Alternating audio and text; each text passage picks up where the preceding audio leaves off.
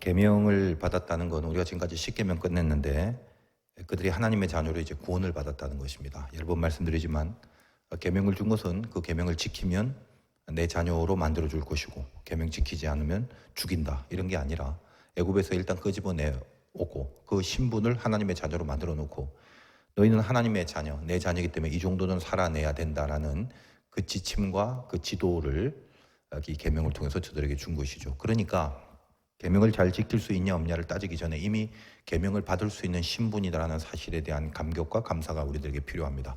실제로 그런 부분에 대해서 감사를 하고 살지는 않겠지만 감사를 하고 살아야 되는 거예요. 이게 얼마나 귀한 것인지 나에게 계명이 있다라는 거. 계명이라는 거, 즉 기준이 없으면 우리는 맘대로 살잖아요. 각기 제 길로 가거늘. 맘대로 살기를 제일 좋아하잖아요. 가장 중요한 행복이 사실은 진리라는 틀 속에서 우리를 드라이브해가는 하나님의 인도하심을 받아 누리는 게 제일 큰 행복인데 우리는 방종을 좋아하죠. 자유도 아니고.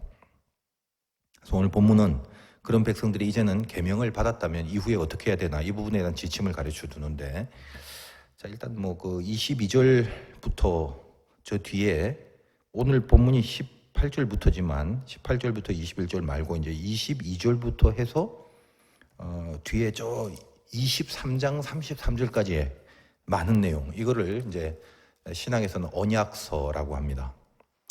그러니까 여기 법들이 많이 나와요. 십계명 우리가 했잖아요. 십계명 다음에 오늘 이제 당장 제단, 제사 드리는 제단의 법, 뭐 종에 대한 법, 절기법, 사회법, 형법, 많은 법들이 쭉 기록되어 있는데 어떻게 보면 이제 십계명을 우리에게 주신 그 십계명의 내용을 조금 더 구체적으로 자세하게 이렇게 풀어서 우리에게 제시했던 부분이다. 이렇게 보면 될 것 같고, 여러분 이 중에 법을 혹시 공부한 사람들은 알겠지만 예를 들면 형법이 있다 그러면 그 책 자체가 총론 그리고 강론 이렇게 돼 있죠. 민법이다 그러면 총론, 총칙이 있고 그 다음에 각 개별 또 강론들이 다 있습니다. 그런 것처럼 어떤 계명의 입장에서도 십계명이 총론이라고 하면 우린 했잖아. 그 총론을 줬고 하나님이 그 다음에 23장 33절까지 계속되는 내용을 일종의 강론으로 보면 됩니다. 그런데 중요한 건 이런 이제 강론들이 끝나고 나서 성막이 나오거든. 이제 내일부터 성막이고 하는데 성막을 짓는 일보다 이게 앞에 나옵니다. 그러니까 언약서가 끝나고 저 23장 뒤로 23장까지 언약서 끝나고 그 뒤로 가서야 성막에 대한 이야기가 나온다는 거예요. 6일 동안 이 성막에 대해서 다룬다는 게 사실 무리입니다. 특세 월요일부터 토요일까지 새벽에 한 20분 안쪽으로 성막에 대한 이야기를 할 것인데 무리지만 자세한 내용보다는 그 하나하나에 붙잡고 기도할 수 있는 메시지를 중점적으로 두면서 진행을 할 거예요. 여러분들도 이제 이참에 새벽 기도 나와서 한 해의 어떤 그 의미를 잘 부여하는 시간이 되면 좋겠습니다. 어찌 보면 이제 이번에 혹시 특세를 참석한 사람들은 예를 들면 2022년 한 해 동안 가장 잘한 일, 가장 귀한 일, 하나님이 기억하실 만한 일, 그게 뭐죠? 라고 이제 누군가 물어본다면 스스로 답하기를 혹시 이번에 특세를 나온 사람이면 특세를 나온 겁니다. 이제 그렇게 답을 하게 될 거란 말이죠. 그만큼 이 특세가 중요하다는 말이 아니라 여러분 지금까지 그렇게 유닥 특별하거나 잘난 일을 안 했기 때문에 만약에 이번 한 주 동안 특세를 나오면 결론적으로 그 답이 특세 한 게 잘한 거라고 기억됩니다. 이렇게 할 거다 이 말이고, 특세 안 한 사람은 뭐라고 답해? 어떻게 얘기를 해야 돼? 아무리 봐도 그닥 거룩한 일 한 게 없잖아. 코로나로 고생한 기억? 그거밖에 없어요. 그럼 어떻게 답을 할 거예요? 할 말이 없죠. 죽여주시옵소서. 이제 그렇게 되겠지. 이제 저 뒤로 가면 성막에 대한 이야기가 나오는데 이제 우리 젊은이 예배는 출애굽기를 다루기 때문에 조금 더 이제 밀도 있는 성막의 메시지가 나중에 이제 될 겁니다. 그러니까 이번 특세는 기도를 위한 예배니까 핵심만 좀 말할 것이지만 그럼에도 잘 참석하면 이제 여러분들에게 이제 나중에 다시 출애굽기에 대한 성막을 공부할 때 더 이해가 잘 되겠죠. 약간 좀 멀리서 좀 큰 그림을 보자면, 자 이거 이제 우리가 십계명 그동안 하나하나씩 얼마나 세밀하게 했습니까?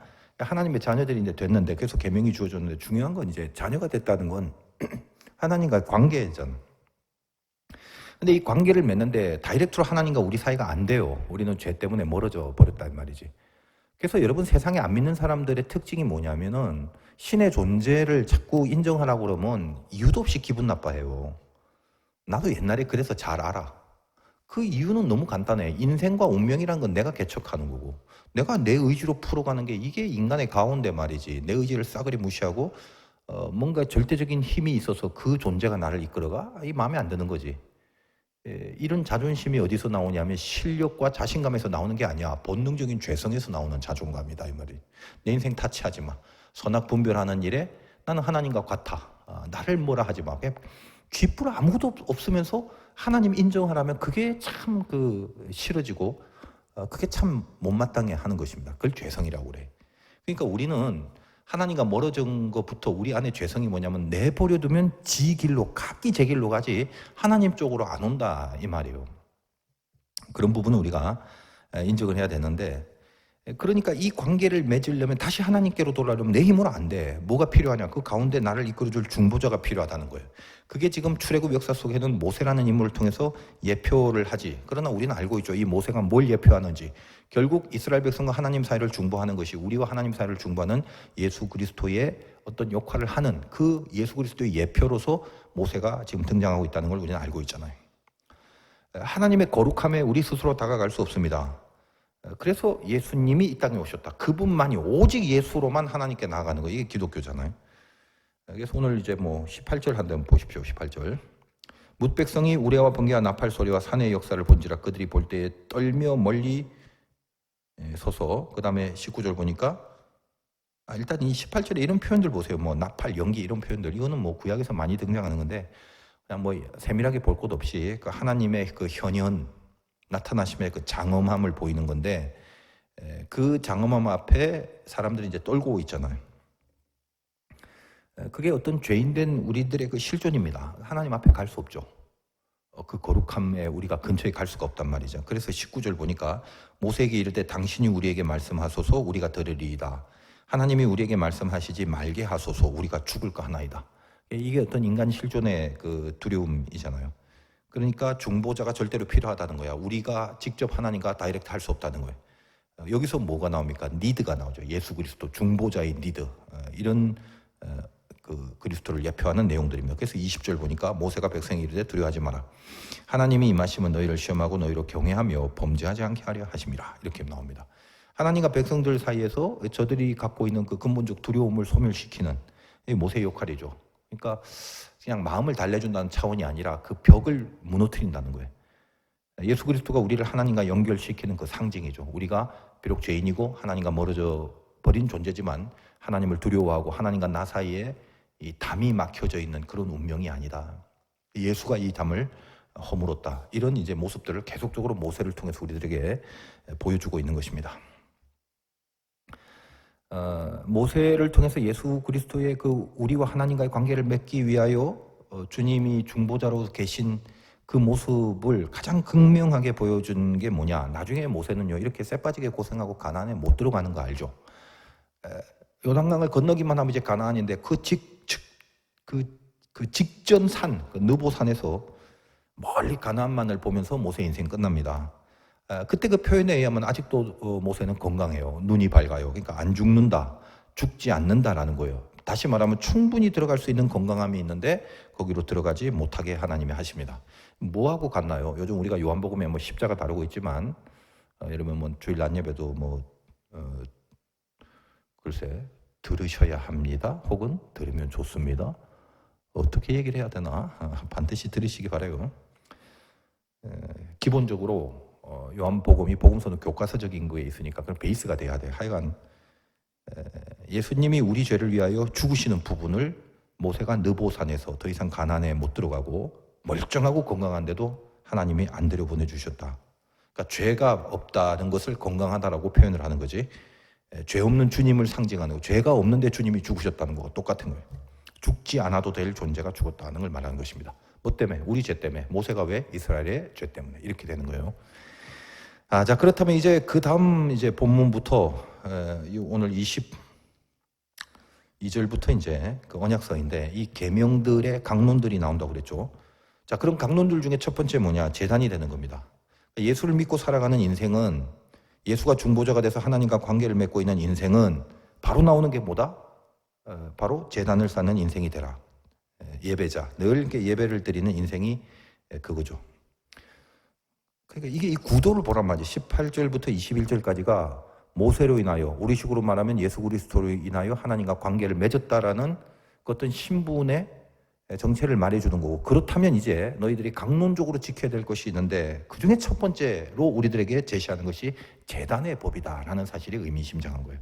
다른 법보다 예배에 대한 법을 주더라. 출애굽할 때 여러분 기억나십니까? 바로한테 가서 왜 이스라엘 백성들이 애굽을 나가겠다 이렇게 얘기를 했나요?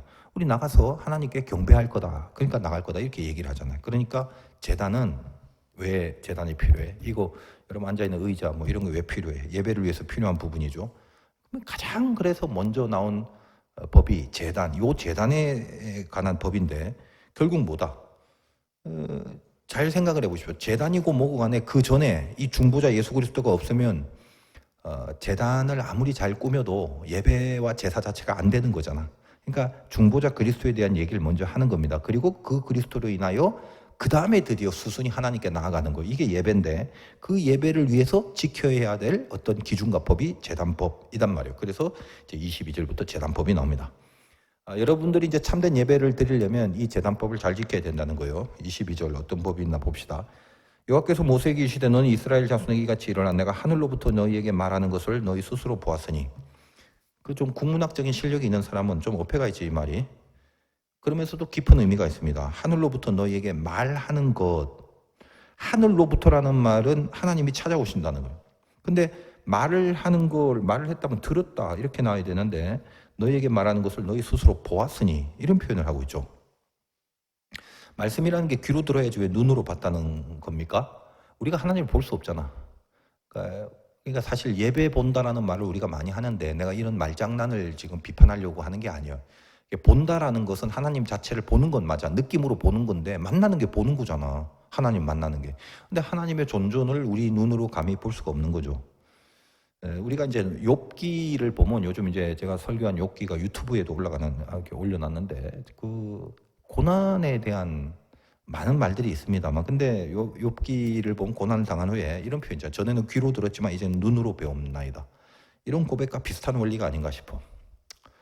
그러니까 아주 선명해지는 거지. 여러분이 여기서 하나님의 말씀을 예배 가운데 이 제단법을 보라고 예배 가운데 내가 말을 하는데 하나님이 와서 그 말을 들어야 보는 거다 이 말이에요. 거꾸로 말을 듣지 않는다면 하나님 보는 게 아니지. 그러니까 여러분 하나님을 만나는 게 아니다 이 말이에요. 말을 안 들으면. 그러니까 말씀을 안 들으면 의미가 없는 거다 이 말이에요. 그래서 우리가 만약에 이 자리에서 하나님을 눈으로 보진 않지만 그 하나님이 주시는 말씀들을 이렇게 귀로 들으면서 그 듣는 거를 하나님이 뭐라고 여기냐면 그걸 나를 보았다. 내가 너를 만났다. 네가 나를 만났다로 여기신다는 말이에요. 그래서 로마서에서 믿음이라는 것은 들음에서 난다라는 유명한 말이 있는 거야. 시력이 나빠서 귀만 이용해라라는 말이 아니라 원래 우리와 접촉되는 그 첫 번째 포인트는 항상 말씀입니다. 말씀이 이 땅에 오신 거고 그게 성육신이고 예수 그리스도고. 그래서 늘 믿음은 말씀이라는 매체를 통해서 시작이 됩니다.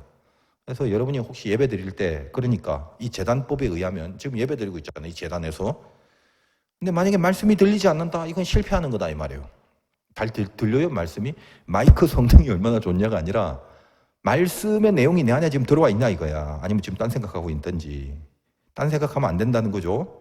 그럼 여러분이 말씀을 들으러 왔는데 말씀이 잘 안 들리는 때도 있지. 이유가 있잖아. 졸리고 막 비비 꼬고 막 여러 가지 있잖아요. 잡생각 들고. 여러 가지 이유가 있겠지만 말씀이 안 들리는 궁극의 이유는 뭐다? 일단 관심이 없다는 거지. 이제 관심이 없으면 졸립니다.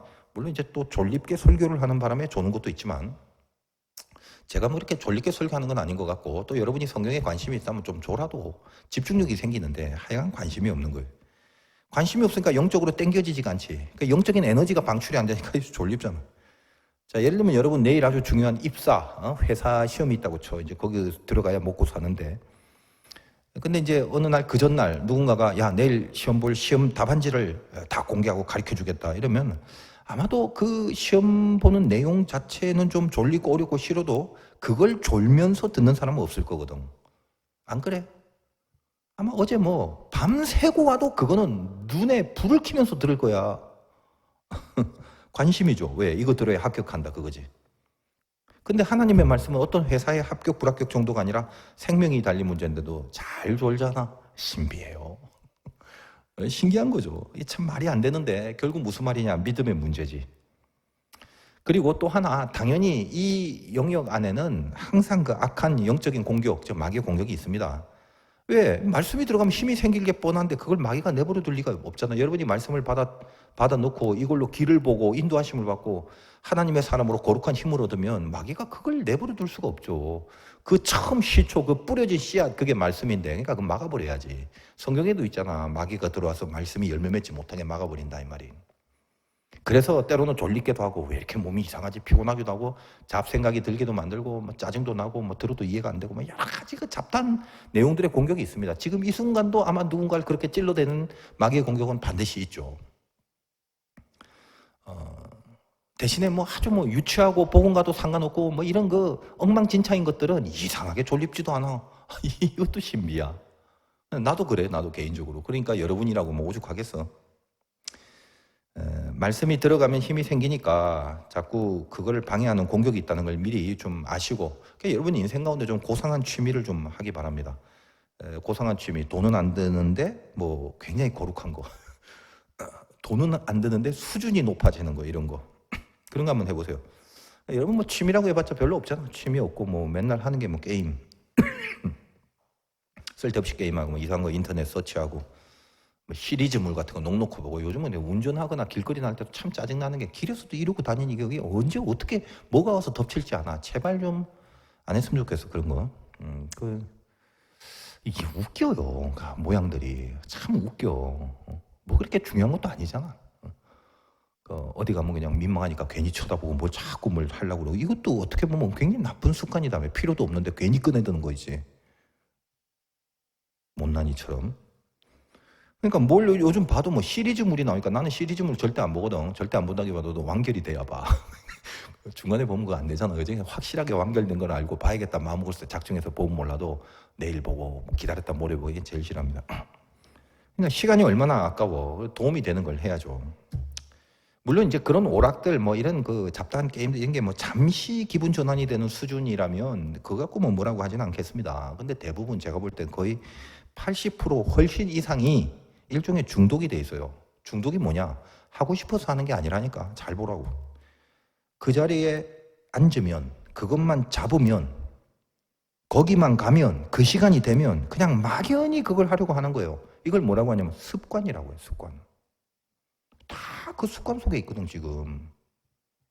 좋다고 생각 안 해요, 스스로도. 근데 사람이 습관이 고쳐지지 않으면 운명이 바뀌어지지가 않아. 아우, 내 인생 왜 이러냐, 이렇게 해놓고 그 습관은 안 바꾸고 있죠. 그게 패착이지. 인간의 습관 겁나는 겁니다. 이게 곧 운명이라고 그랬지. 더러운 습관에 빠져있는 사람은 체질 개선, 내일부터 이렇게 특세 한번 나와봐. 체질 개선하기 바래요. 원래 그 잘 안 했던 새벽기도 이거 특세랍시고 하면요, 여러분에게 힘이 날 것 같아? 그렇지 않아요. 종일 피곤해. 그래서 뭐 학생이나 회사 다니는 사람이 일에 능률이 안 되는 게 기도하니까 하나님이 힘 주셔갖고 오늘 그런 거 없어요. 능률이 안 생겨. 그러니까 하루하루가 의심쩍어. 괜히 새벽에 나가고 오늘 일도 못하게 이 뭔 꼴이냐, 이런 그 후회 막급함이 들고 내일 과연 갈까 말까 이 생각을 하게 된다 이 말이지. 특히 세상에서 일이 있는 사람들 말이야. 뭐 나이 드셔서 집에만 계신 분들 말고 하루 종일 피곤해. 근데 그게 좋은 거라니까. 여러분 능률이 있어서 여러분 인생 속에 하루하루 매일 뭘 잘한 적이 있나 보라고요. 그리고 뭐 특세 41일 이렇게 하나? 아니죠. 달랑 6일 한다, 6일. 그러니까 그 한 6일 동안 여러분 일에 능률 생기지 않아도 좋아. 가서 졸고 뭐 엎어지고 이래도 상관없다고. 더 중요하고 더 소중한 게 뭐냐? 그 6일을 통해서 하나님과 관계를 맺는 거예요. 그냥 몸이 피곤하고 능률이 떨어져도 나도 모르게 내 안에 영적인 힘이 저장되는 그런 시간들이거든요. 그러면 그 저장된 힘은 나중에 나올 때가 있어요. 그러니까 여러분 한 주 동안 좀 귀한 것에 투자를 해보라 이 말이죠. 뭐 이렇게 권면을 해도 말을 안 듣기 때문에 내가 참 답답해하는 건데, 우리는 늘 그래. 여전히 또 그곳에서 여전히 그 모습으로 그 시간에 거기서 또 그걸 하고 있을 거거든. 그리고 그거는 내가 그래야지 하고 만들어 놓은, 내 의지가 만들어 놓은 게 아니라 내 삶의 동선에 깔려 있는 상황 안에서 내가 헤어나지를 못하는 거예요. 어떻게 해야 돼? 한 번쯤은 새벽 찬바람을 맞아야지. 빨딱 일어나갖고 안 하던 짓을 해야 된다 이 말이에요. 그게 제일 좋은 방법이에요. 여러분 일주일만 해봐요. 하나님이 감동해서 여러분의 삶의 루틴을 이렇게 깨트리고 뭔가 이렇게 좋은 길로 이끌어 주시는 그런 손길이 있을 것입니다. 나 그거 귀찮은데 죽어야지 그러면. 그리고 나서 취미를 바꿔요. 취미를. 내가 돈 안 드는 취미 가르쳐줄게. 노트를 이쁜 걸 하나 사라고. 좋은 데 가서 그 펜도 좀 사. 잘 나오는 거, 고급진 거 좀 색깔 있게 구입하고. 속으로 또 눈치채지 뭘 하려고 하는지.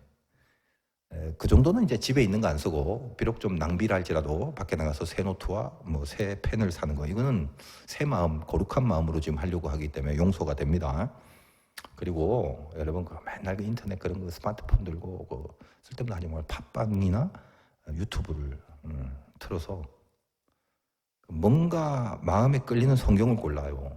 지금 제가 이렇게 올린 설교들이 팟빵에 꽤 많고, 내용도 이제 많은 게 있고 좋은 것도 있는데 아직도 진행 중인 것도 있고, 하여간 이렇게 마음에 뭔가 탁 오는 거 좀 하나 골라서 그걸 이렇게 들으면서, 여러분 뭐 요즘 뭐 천지 뭐 돌아다니니까 뭐 식당보다 카페가 더 많더만.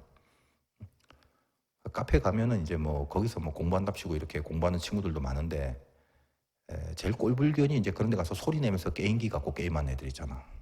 아줌마들이 그런 걸 많이 해. 참 미치겠어. 옆 사람에 대한 배려를 몰라. 배려. 뭘 하려면 귀에 꽂고 해야지. 그 게임하는 소리를, 그것도 무슨 영어 회화나 무슨 외국어 공부하는 것도 아니고 그걸 계속 저 멀리까지 들린데도 계속 켜놓고 한다네. 그런 걸 보면 이제 그 지역의 수준들이 바로바로 나타납니다. 그러니까 여러분들은 좀 이 동네 사는 사람도 있고 안 사는 사람도 있겠지만, 카페나 이런 데 가면 좀 우아하게, 뭐 스타벅스 같은 데 가면 이렇게 딱 펴놓고 우아하게 좀 해라. 우아하게. 그런 걸 딱 들었고 뭔가 내가 이거 해야 되겠다. 뭐 욥기를 해야 되겠다. 뭐 호세아서를 해야 되겠다. 욥기 너무 긴데 호세아 좀 잘 돼. 요걸 할까? 요즘 지금 진행 중인 요한복음 복음서니까 뭐 복음서를 할까? 이렇게 하여간 하나를 골라서 그걸 딱 듣고 들으면서 자기 패턴으로 노트에 한번 정리를 해보라고. 색깔. 여러분 그렇게 하는 작업 속에 인생 핀 사람들 꽤 많습니다. 내가 지금 간증하라면 줄을 섰어. 왜 그래? 적어도 그러면 성경 어떤 한 권에 대해서 자기 정리가 생기잖아. 이런 고상한 취미가 어디냐? 돈 안 들고. 그리고 그건 거룩한 작업이니까 그 자체가 믿음의 조건이 돼서 하나님의 임재가 따라 들어오는 통로가 되잖아. 그러니까 영적인 힘과 복도 얻을 수 있는 참 귀한 거 아니겠습니까? 한번 해보세요. 강추니까. 널리 뭐 이런 말 하기도 싫지만 혹시 뭐 한 권이라도 완성돼서 목사님 했습니다 이렇게 갖고 오면 뭐 소정에, 글쎄 이런 걸 갖고 뭘 또 답례를 내가 받아야지. 줄 수는 없지만 그래도 기분이 좋아서 뭐 혹시 알아 뭐 스타벅스 상품권이라도 하나 줄지. 자, 하여간 오늘 이 말씀을 통해서 하나님을 보는 것임을 필두로 해서 들려야 돼. 여러분이 안 들으면 재단은 의미가 없어요. 이 듣는 걸 방해한다는 걸 명심해. 지금도 들었다 이 말이지. 그리고 이 들음을 갖고 하나님이 나를 본다라고 보는 거야. 여러분이 계속 집중해서 듣고 있는 걸 하나님은 본다라고 지금 얘기했잖아. 만나주는 것이 그게. 그럼 이걸 필두로 해서 그렇다면 예배의 정신이 23절에서 24절까지 나오죠. 그걸 볼게요. 너희는 나를 비교서, 내 옆에서 이 말이야. 나와 함께, 나와 비슷하게 은이나 금으로나 너희를 위하여 신상을 만들지 말고 내게 토단을 쌓고, 토단은 흙단입니다. 그 위에 네 양과 소로 네 번제와 화목제를 드리라. 내가 내 이름을 기념하게 하는 모든 곳에서 내게 임하여 복을 주리라. 이 예배 정신에 대해서 얘기를 하는 것인데, 니를 위해 신상 만들지 마라. 우상 섬기지 말라는 거야. 얘기했잖아요. 얼마나 많이 했어요. 그러니까 너희를 위하여 신상을 가지지 마는 이유, 그거는 예배는 하나님께 드린 거지 니를 위해서 있는 게 아니다. 우상은 뭐죠? 항상 나를 위한 하나님. 신앙은 뭐야? 하나님을 위한 나. 이렇게 되는 거지. 그러니까 여러분의 스탠스가 어디 있는 걸 보면 우상 신앙으로 기울여져 있는지 진짜 신앙으로 기울여진지 정답이 나오지. 그걸 잘 분별하다 이 말이에요. 하나님이 이 예배의 정신을 가르쳐 주는 거지. 우상 예배 드리지 말라고. 토단, 흙단이지. 흙단은 화려한 단이 아닙니다. 근데 거기서 번제와 화목제, 이렇게 번제와 화목제 뭐 얘기하면 복잡하지만 한마디로 말하면 이거는 관계 회복의 제사예요. 그러니까 하나님과 관계부터 맺어라. 이게 중요한 거예요. 그 제사 중에. 그러니까 제사의 핵심은 관계다. 근데 이 번제나 화목제나 나중에 이제 여기에 대해서 구체적으로 다뤄질 시간이 있으면 나오겠지만 희생 제물이 필요합니다. 예수 그리스도의 희생을 말하는 거지. 그렇게 그리스도의 희생으로 말미암아 내가 하나님 앞에 번제, 죄를 끊고 관계를 맺고 하나님과의 함께 동행할 수 있는 그 관계를 맺는 화목제, 이게 이루어지는 그게 뭐냐면 하나님의 이름을 기념하는 곳이 되는 거예요. 여기서. 그래서 오늘 이 말씀 제목이 기념이죠. 기념하는 그 기념 장소인데, 기념 장소, 주님의 이름, 하나님의 이름이 기념된 장소가 예배처이고 그 예배처가 그건 뭐다? 나의 삶이다. 이거예요, 이게 주제가. 그게 이스라엘 백성의 인생이다라는 걸 말하는 거예요. 당신의 이름이 기념만 되면 모든 곳에서 임한다라는 거지. 우리 신앙의 궁극의 마지막 목표가 임마누엘이었죠. 임마누엘은 하나님의 임재고 그 임재가 있는 곳이 우리를 만나주시는 거고 그곳이 바로 예배고, 그러니까 예배 이꼴 임마누엘이고, 삶이 임마누엘이라면 예배가 삶이라는 것이고, 그 모든 것들이 다 같은 말이 되는 것입니다. 25절 네가 내게 돌로 제단을 쌓거든 다듬은 돌로 쌓지 말라. 네가 정으로 그것을 쪼면 부정하게 함이니라. 돌로 제단을 쌓으면 이 돌을 잘 쌓아야지 이쁘게 하면서 막 다듬어 갖고 막 끼워 맞추고 그러지 말래요. 우리는 느낌상 좀 잘 다듬어 갖고 하면 이쁘게 쌓으면 더 좋을 것 같잖아. 하나님 그러지 말래. 그리고 정으로 그걸 쪼면, 왜 정으로 쪼아?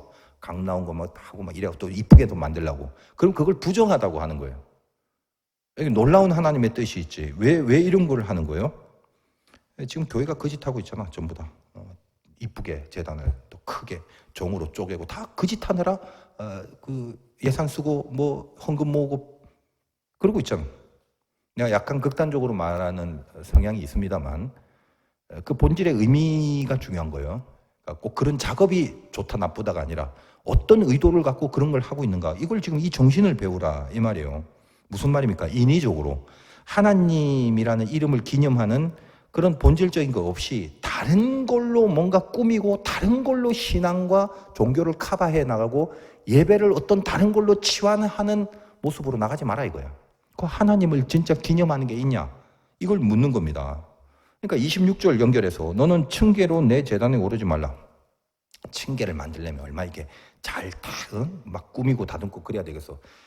여러분이 잘은 몰라도 뭐 이런 영화 같은 데 보면 고대 뭐 이상한 그 신전 이럴 때 보면 잘 꾸며져 있잖아. 뭐 위로 착착 올라가게 되고 뭐 이런 것들, 그런 걸 상징하는 것입니다.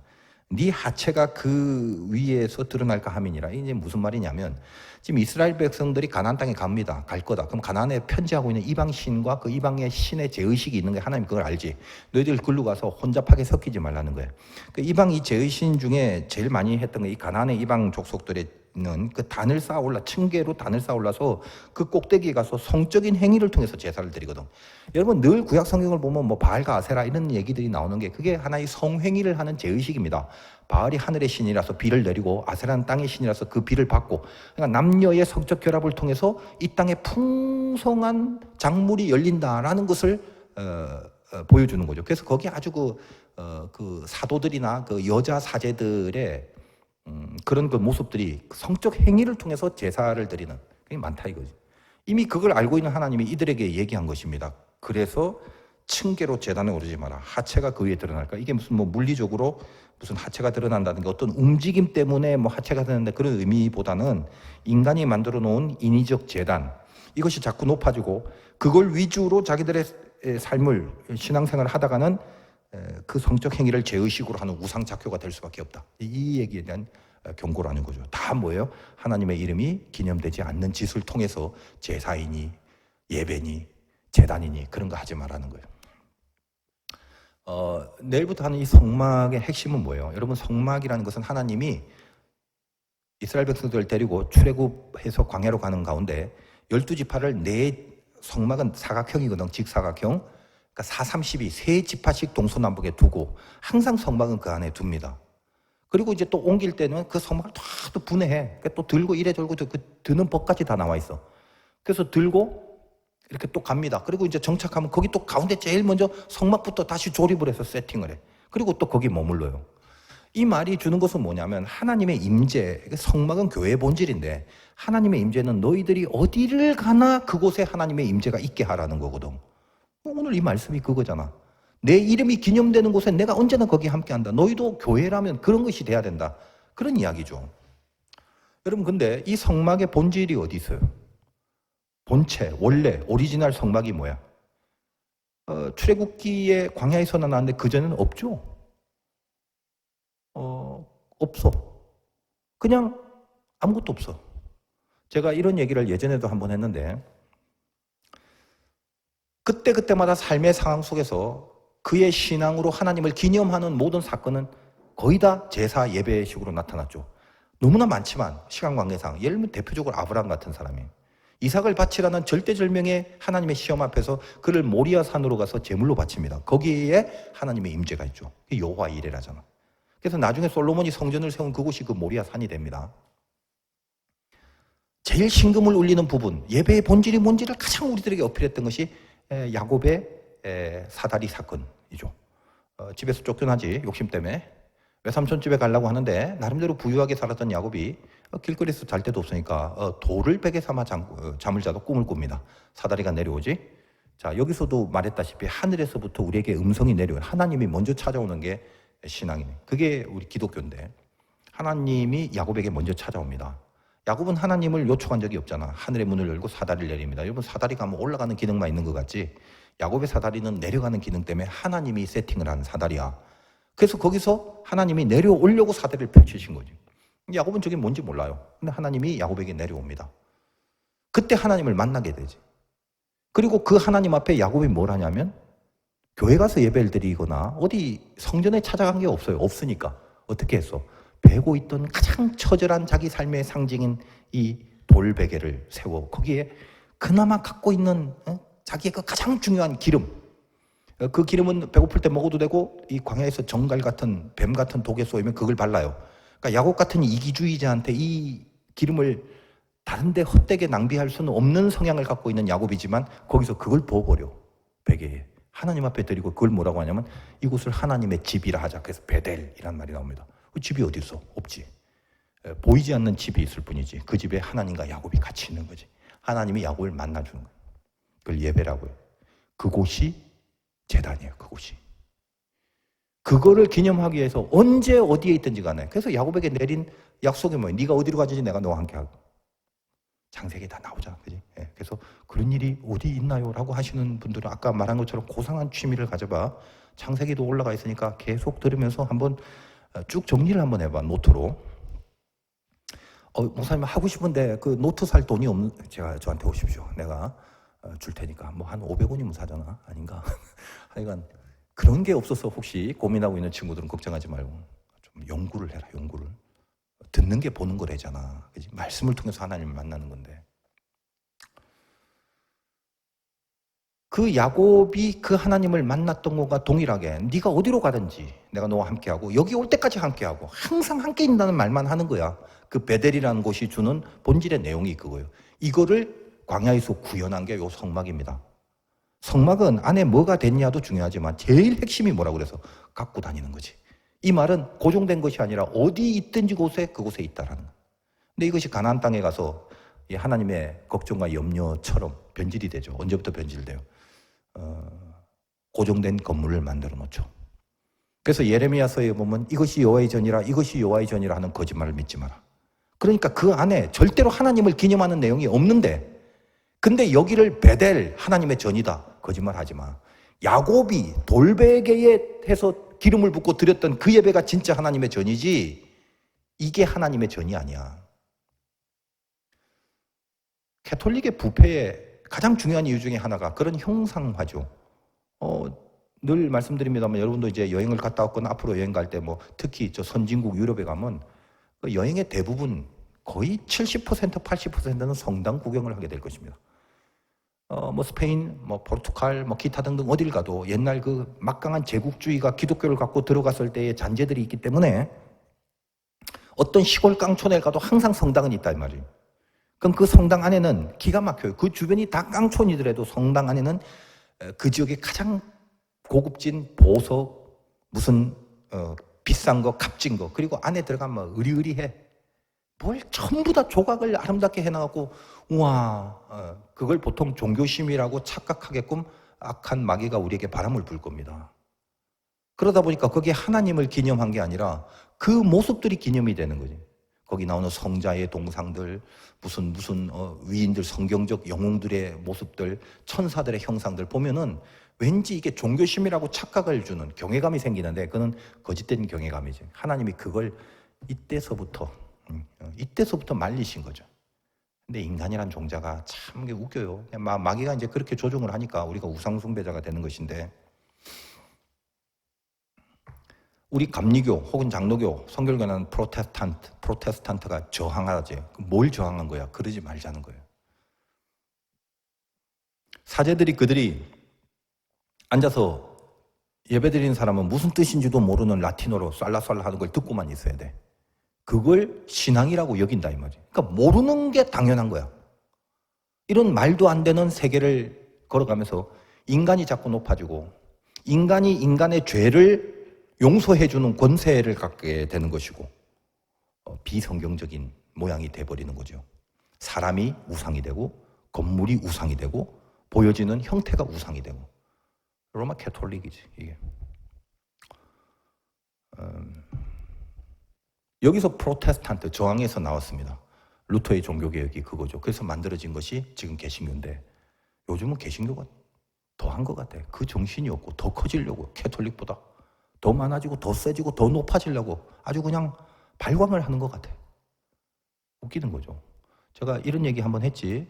이제 세월이 많이 지나다 보니까 한 얘기를 자꾸 또 해서 나도 솔직히 식상하고 이걸 들었는지 안 들었는지 그걸 또 모르겠어. 꼭 한번 가보고 싶었대. 내가 루터의 생가였어요. 독일에 갔을 때 거길 찾아갔어.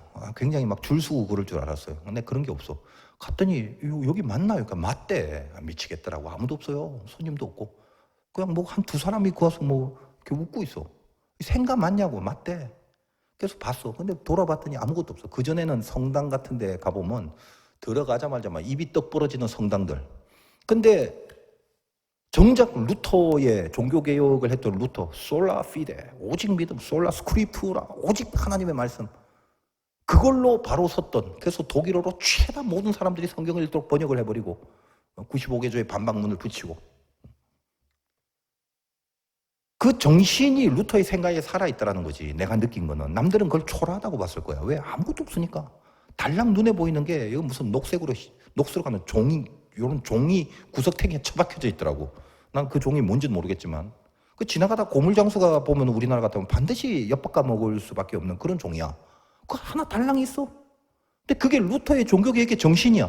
뭐 보여지는 게 없어요. 오직 거기에 솔라 스크립트로 하나님의 말씀은, 그래서 뭐 말씀 연구한 거, 무슨 말씀책 이런 것만 이렇게 몇 개 전시가 돼 있더라고. 이게 프로테스탄의 정신이죠. 그걸 통해서 하나님이 만나주겠다는데.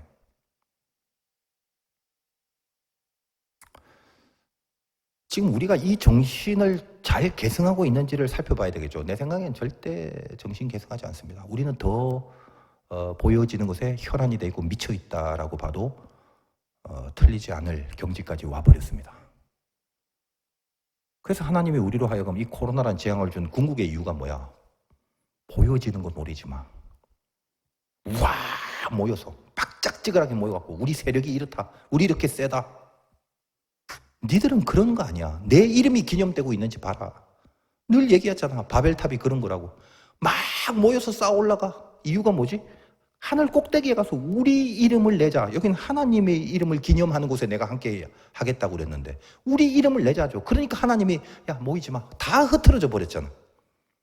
이 메시지를 이 시대에 우리가 붙들고 교회가 이걸 알아야 돼요. 이렇게 외칠 수 있는 사람이 많이 있어야 되고 그렇다고 뭐 세상을 전복시키거나 그러진 않아. 이 말씀을 듣고 이 말씀을 통해서 앞으로 우리가 어떤 재앙 앞에 하나님의 메시지가 뭔지를 깨달아서 본질을 지향하고 하나님의 이름을 기념하는 그런 마음과 집중력을 갖고 신앙생활을 해야 된다는 거 아니에요. 그러니 그렇게 어디든지 간에 하나님이 함께 있었던 그 돌베개에 기름을 붓고 가장 위급하고 가장 시련이 있고 가장 고난이 있었던 그곳에서도 하나님의 임재를 함께 했던 그 야곱의 그 베델, 이것이 오늘날 어디 갔냐 이 말이에요. 어디 갔냐.